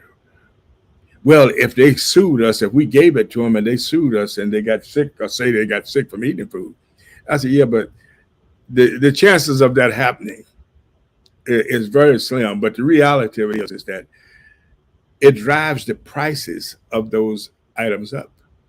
I remember when they were having years ago when they was having a meat shortage because the farmers decided that they wasn't getting the price for the cows that they were raising. You know what they did? They went out there and they killed those cows and they took bulldozers and buried them in a ditch before they would sell meat. And then you could go to the store and there wouldn't be hardly meats in the meat shelves and so forth. And it was because they wanted the price at a certain place, and they said, I'm not selling my beef if I don't get the price that I want. So therefore, I'm going to destroy it. And that's how, this whole global economy, which is really controlled by NATO and the United States, they control how you get. In fact, I was looking at a show the other night where people were on the continent, and they was talking about they had to pay the X amount of dollars for a pint of ice cream that, they said they couldn't get it over here. It would cost almost nothing. So what do? They make it more difficult for people who live in areas where the economy is not as stable as America. And they make it more difficult for them to even access just simple foods. In fact, this guy, him and his wife had just moved back to Africa. And he said, when you come here, be ready to deal with these kind of things. He said, because that's how it is. Where if you want to order something, they would even talk about if you wanted to order something from Amazon, Well, for Amazon, it might cost you $2 or $3. It might cost you $50 to get it shipped over there. So you see how the economy kind of controls all of the things that we have access to. And a lot of people won't go back because they say, wow, if I go there, in fact, some people that left there and thought they was going to retire and go back to Africa, and they get there and they find out they move into these places where the pricing and the access to information is a whole lot different, and they got to pay more money, and they realize, wow, I'm going back to America. But the reality of it is that it's all controlled by economics. And if you on the continent, and the more difficult they make it for you to have access, the more control they get in the continent. Because at some point, whoever the political powers to be are, somebody's going to sell out. And that's what they count on, is that the Asians are taking over parts of the continent. All these different groups are invested highly in there. And yet, it's just like Chevron. I remember back in the 80s and 90s when we were going against Bank of America, Chevron, and all these places. And these people had the audacity. They was opening up, oil wells over there. And people would live down the street from those centers that they were building, and they were starving to death and living in cardboard boxes. And so we started to picking against them. So look, don't buy Chevron, don't use Bank of America. That was the economic thing that was being perpetrated at the time. And that same thing is still going on, because like even in South Africa, when they say apartheid in South Africa, we try to encourage people, don't buy there, don't go there, don't do none of this stuff. And what happened is that they said, okay, we're going to change. And what did they do? They claimed they sold those companies, but they sold them or changed their name on those companies and put them in the name of people who was going to continue the same process for them to take advantage of the economic situation. In fact, I was looking at a show the other night where they had this round table in South Africa and how bad people are still doing that. They just like us here in America, struggling to get access, struggling to have power, struggling to survive, while these people talking about apartheid is over. It's not over. It's just a different form of apartheid. Just like in America, it's a different form of slavery. If you're making $6,000 a month and your rent is $4,000 a month, it's very difficult for you to stay here in California or New York or any of these major metropolitan areas. So this is what they do. It's just a different form of apartheid. And so, first we got to establish that what we were talking about before. We have to establish our own structural foundation about who we are, what our purpose is. And then we need to study economics. We need to study science, how this stuff is brought into reality and how we are participating in our own lives by doing it.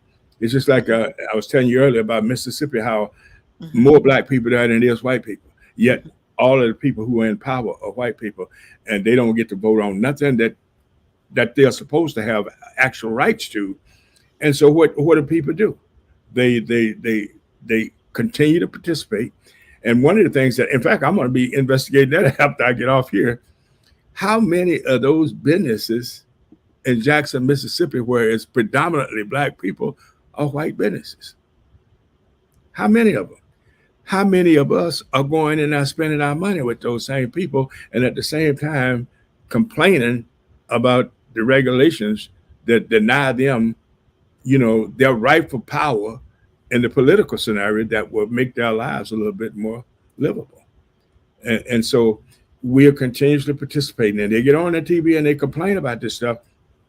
And then you'll have a few people come on who's supposed to be people who are out here trying to seek justice for people.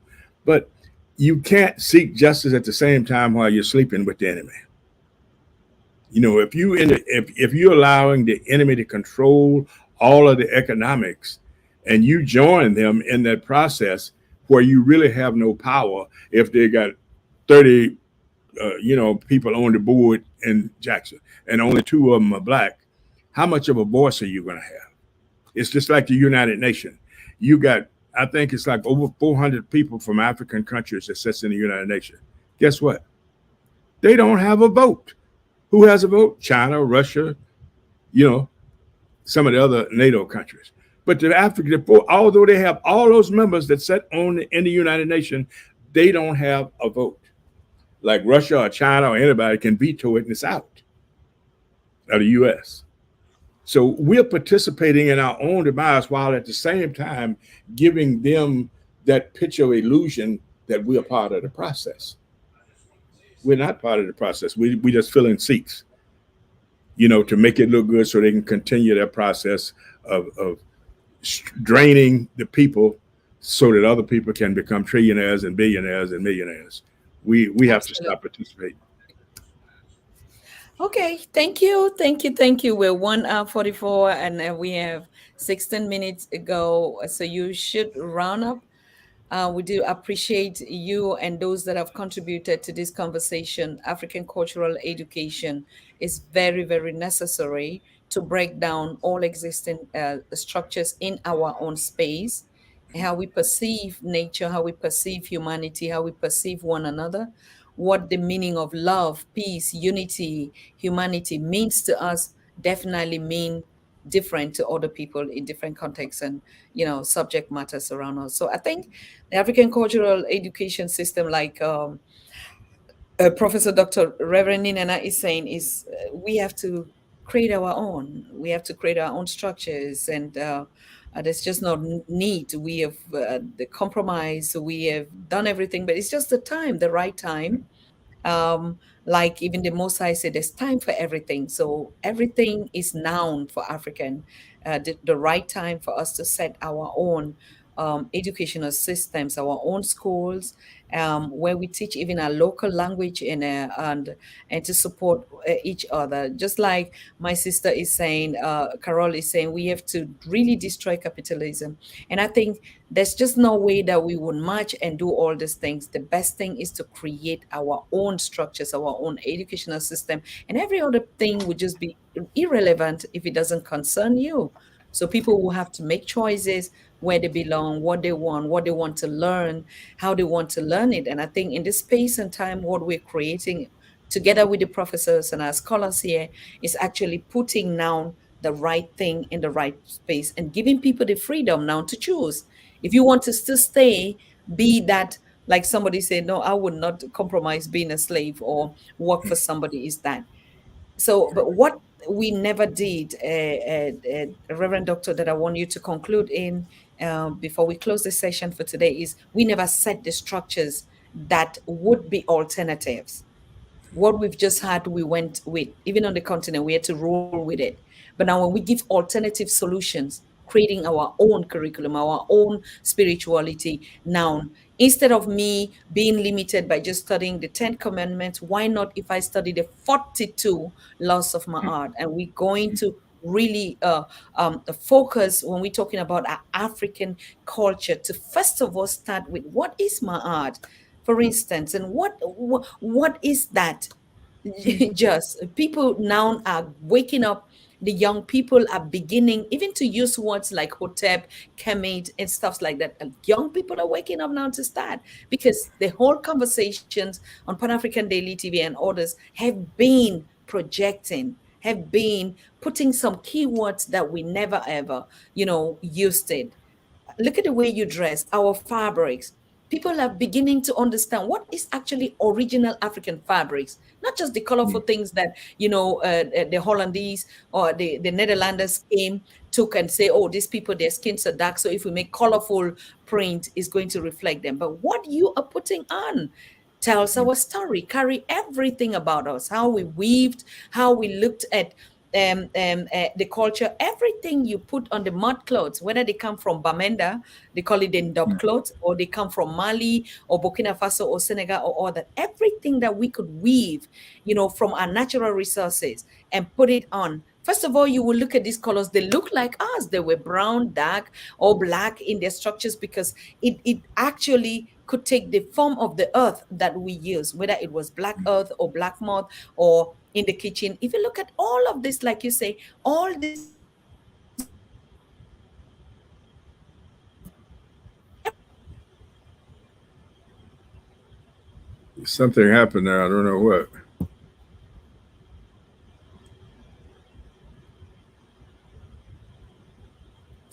I think you've lost your something happened. Anyway, I agree with what is it, Carol Ashburn.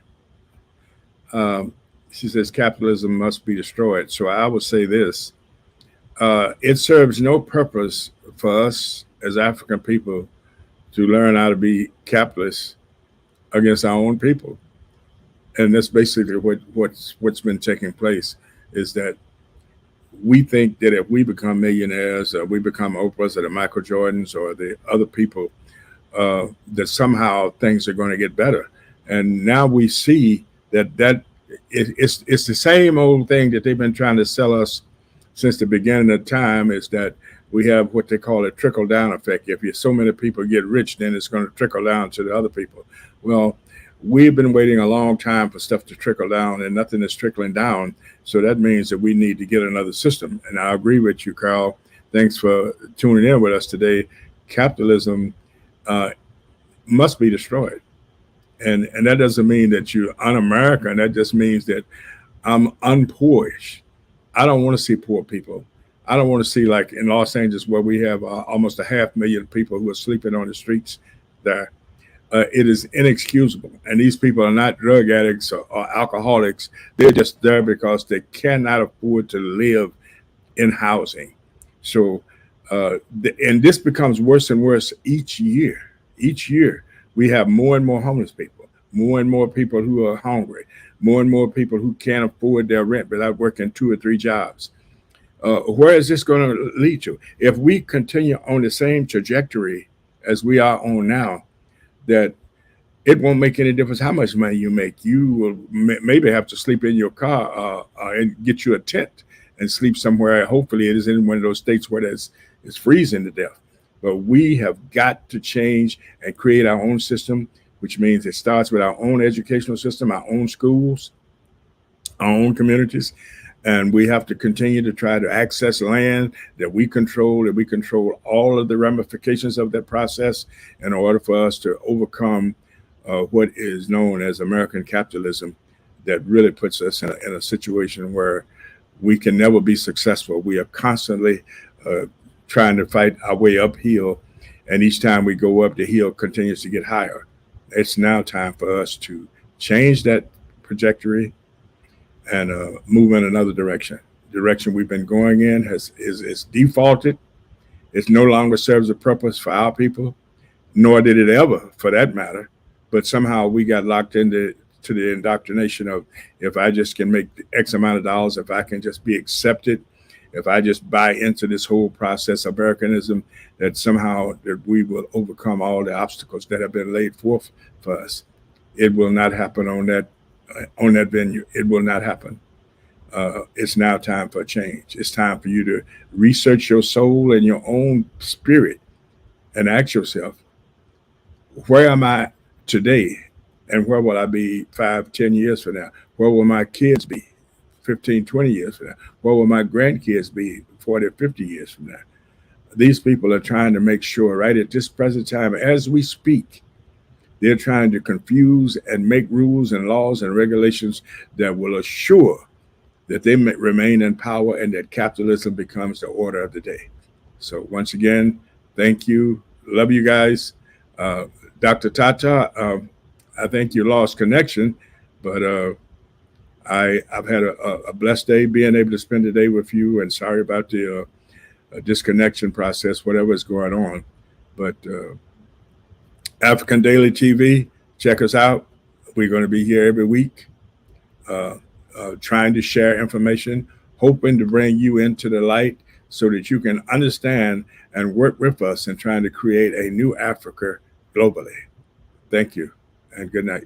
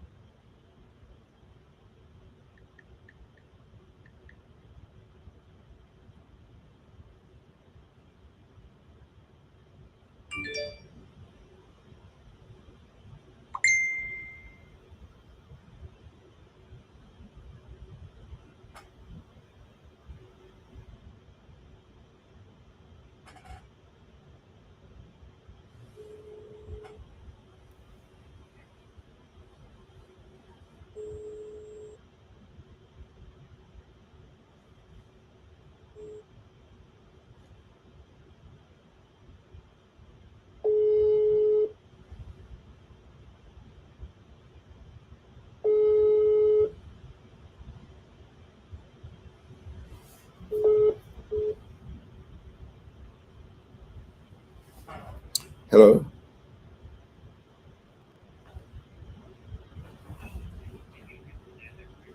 Yes.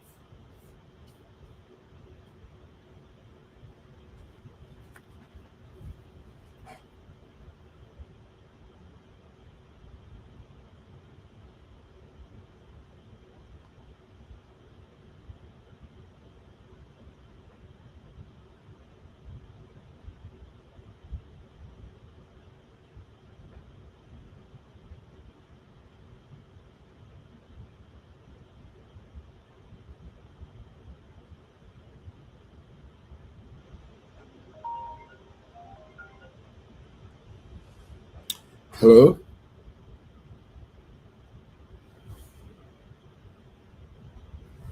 Hello. Hello.